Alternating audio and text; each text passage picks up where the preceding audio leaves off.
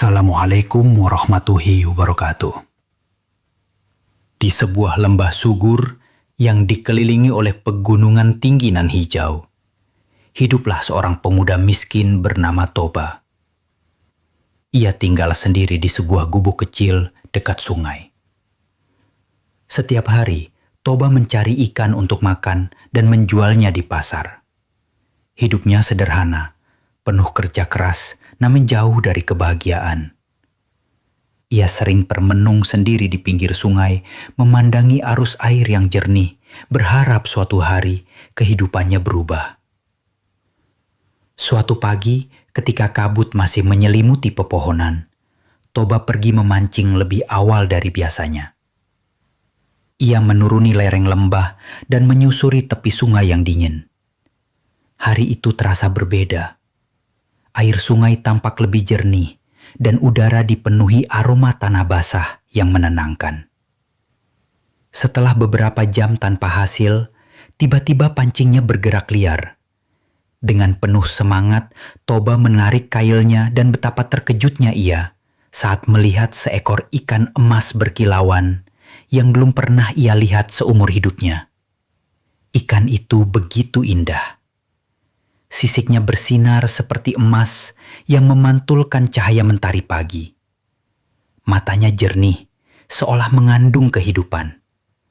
Dengan hati-hati, Toba membawa pulang ikan itu dalam ember berisi air. Ia berencana memasaknya untuk makan malam. Namun, saat ia hendak mengangkat ikan dari ember dan memotongnya, sesuatu yang aneh terjadi. Cahaya terang menyilaukan memenuhi seluruh gubuk. Ikan itu mulai bergerak sendiri, melompat ke lantai dan berubah wujud. Menjadi seorang perempuan muda yang sangat cantik. Rambutnya panjang, berkilau seperti benang sutra. Matanya lembut, suaranya merdu. "Aku bukan ikan biasa," ucapnya lirih. "Aku adalah putri dari kerajaan bawah air. Engkau telah menyelamatkanku dari kutukan panjang. Tapi untuk tetap hidup di dunia manusia, aku butuh janjimu." Toba terdiam, matanya terpaku pada sosok cantik di hadapannya. "Jangan pernah kau katakan kepada siapapun bahwa aku berasal dari ikan. Jika kau mengingkari, maka bencana besar akan datang." Toba, yang masih bingung namun juga terpesona, mengangguk cepat. "Aku berjanji, aku bersumpah." Hari-hari selanjutnya berubah drastis. Putri itu menerima lamaran Toba dan menjadi istrinya. Mereka hidup bahagia. Putri itu membawa keberuntungan. Hasil tangkapan Toba melimpah, ladangnya subur, dan perlahan hidup mereka berubah. Tak lama, lahirlah seorang. Tahun demi tahun berlalu. Samosir tumbuh besar menjadi remaja yang kuat dan gagah. Ia membantu ayahnya di ladang dan pergi ke pasar bersama ibunya. Namun, sifat keras kepalanya semakin terasa. Ia sering membantah, mudah marah dan selalu penasaran tentang asal-usul ibunya. Setiap kali ia bertanya, sang ibu hanya tersenyum dan berkata, "Suatu hari kau akan tahu, tapi belum sekarang." Di suatu sore yang mendung, angin bertiup lebih dingin dari biasanya. Awan menggulung gelap di langit, seolah menyimpan firasat buruk. Di rumah, Toba sedang memperbaiki alat bajaknya, sementara sang ibu memasak di dapur. Ia menyiapkan bekal untuk Toba yang harus bekerja di ladang jauh hari itu. Bekal itu kemudian diberikan kepada Samosir untuk diantar ke ayahnya. Dengan langkah malas dan raut wajah kesal, Samosir menerima bungkusan makanan itu. Di tengah jalan, rasa lapar dan lelah menguasai dirinya. Ia duduk di bawah pohon besar dan tanpa pikir panjang, membuka bekal yang seharusnya untuk ayahnya. Ia melahap habis makanan itu, menyisakan hanya pembungkus kosong. Saat ia sampai di ladang, Toba menyambutnya dengan senyuman. Tapi ketika membuka bungkusan, ia terkejut. Makanan itu telah habis tak bersisa. "Mana makananku, Samosir?" "Aku lapar tadi, jadi aku makan," jawab Samosir dengan wajah tanpa rasa bersalah. Toba yang sedang kelelahan, panas dan letih tiba-tiba meledak. Dasar anak ikan, tidak tahu terima kasih. Kau bukan manusia sepenuhnya. Darah ikan mengalir di tubuhmu. Samosir tertegun. Matanya membelalak. Apa maksud ayah? Toba terdiam. Tapi semuanya sudah terlambat. Kata-kata itu telah keluar. Kata-kata terlarang yang telah ia janjikan untuk tidak pernah ucapkan seumur hidup. Langit mendadak bergemuruh. Petir menyambar pepohonan. Angin mengamuk seolah marah mendengar rahasia itu terbongkar. Di rumah, sang ibu merasakan gelombang kesedihan yang luar biasa. Ia tahu suaminya telah melanggar janji. Sambil menahan tangis, ia berdiri di depan rumah dan menatap langit. Toba, kau ingkari janjimu. Kutukan ini akan jatuh. Kau telah memilih nasibmu sendiri. Tanah mulai retak.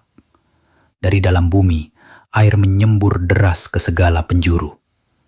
Gunung-gunung berguncang. Sungai meluap. Tanah yang mereka pijak berubah menjadi lautan air. Desa-desa terendam, ladang musnah, dan suara air telah menenggelamkan seluruh lembah. Lahan subur, ladang hijau, rumah-rumah kayu, semua hilang ditelan danau yang tercipta dari amarah dan air mata. Kini, hanya suara angin yang menggesek permukaan air dan riak lembut yang menepi ke daratan Pulau Samosir. Tempat satu-satunya saksi hidup dari peristiwa kutukan besar itu. Samosir sendiri. Samosir duduk di pinggir tebing pulau itu, menatap danau luas yang membentang sejauh mata memandang. Air mata mengalir perlahan di pipinya. Ia tidak hanya kehilangan rumah, tapi juga kedua orang tuanya, dan kehidupannya yang dulu. Malam pun datang. Langit berubah gelap. Hanya diterangi rembulan yang menyinari permukaan air. Di kejauhan, kabut lembut mulai turun, membentuk siluet samar seorang perempuan berjubah putih, berdiri di atas air. Ibu, bisik Samosir lirih. Siluet itu melayang mendekat. Suaranya lembut. Datang bersamaan dengan tiupan angin yang membelai rambut Samosir. Anakku, kutukan ini bukan untuk menghukummu, tapi agar kau mengingat asal-usulmu dan menjaga warisan yang telah dirusak oleh keangkuhan. Aku tak ingin menjadi anak ikan. Aku hanya ingin bersama ayah dan ibu lagi. Samosir menangis. Ayahmu telah berbuat salah, dan dunia ini harus menanggungnya. Tapi engkau, Samosir, engkau bisa menebusnya. Rawatlah tanah ini. Jangan biarkan keserakahan dan amarah kembali menghancurkan apa yang sudah dijaga. Perlahan-lahan, sosok itu memudar, menghilang bersama kabut dan angin malam. Sejak malam itu, Samosir hidup sendirian di pulau tersebut. Ia tumbuh menjadi penjaga danau. Ia mengajarkan pada para pengembara yang datang tentang arti janji, kesetiaan, dan bagaimana satu kata bisa mengubah dunia. Tahun-tahun berlalu. Dari cerita mulut ke mulut, kisah Danau Toba menyebar ke seluruh penjuru Nusantara. Dan nama Samosir dikenang sebagai lambang pengingat bahwa dari pengkhianatan bisa lahir kesadaran, dan dari kutukan bisa lahir keindahan. Kini, Danau Toba menjadi salah satu danau terindah di dunia. Tapi bagi yang tahu kisahnya, danau itu lebih dari sekadar tempat